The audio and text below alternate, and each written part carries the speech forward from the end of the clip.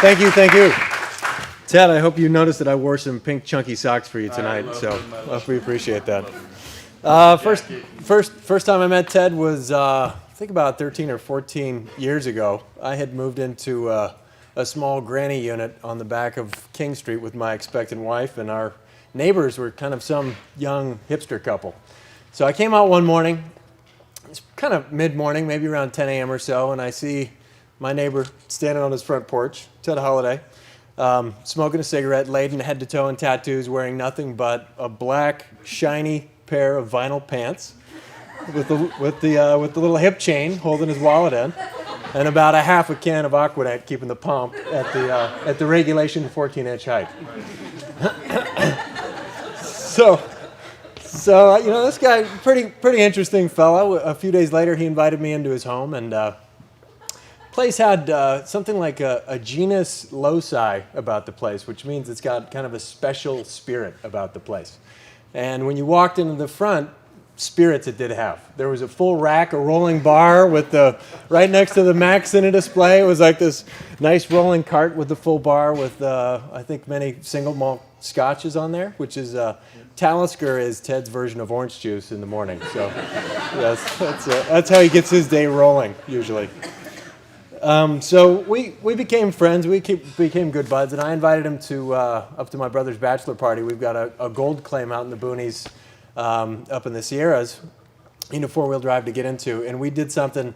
Took about 12 guys back there, and we did something which was called the Mountain Olympics. We put together a whole bunch of different random type of events, and there was teams and kind of a prize there. So a couple of the events that I'd like to bring to note was one of them was inner tube water polo. So we go down to the river and we get in these inner tubes. We got a bunch of inner tubes, and you set up some goals. So Ted was the only one out of the guys that decided to play nude.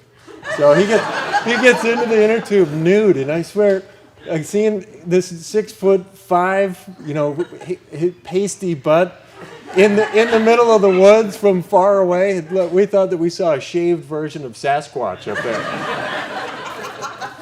So after the inner tube water polo game, we decided to meander downriver in the inner tubes.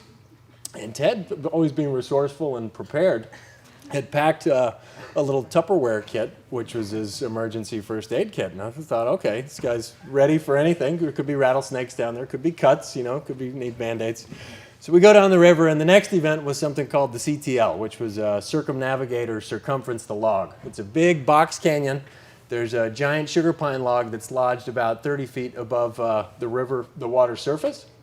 And the challenge was, you go out there in your board shorts, you walk along the log, and then you have to hug the thing and make your way around the log without falling off like a cat about to hit the back of the water, and try to make your way around. Some people succeeded, others didn't. I have some great footage of Ted from across the river. Most of the time you walk right out there and you kind of set up.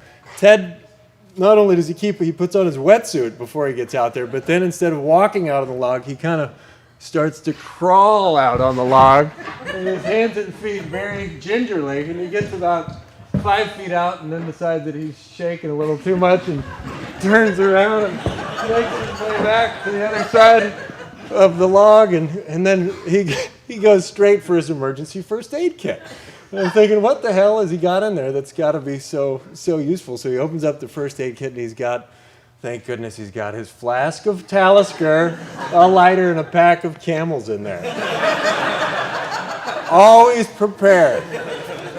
So, I would like to raise a toast. I'm sorry we don't have cocktails here, but I'd like to raise a toast to Tedophile, Tommy Lee, Holladay, and always prepared, always genuine, and good to have you back in Santa Cruz, bud. Thank you. Thank you very much, Michael.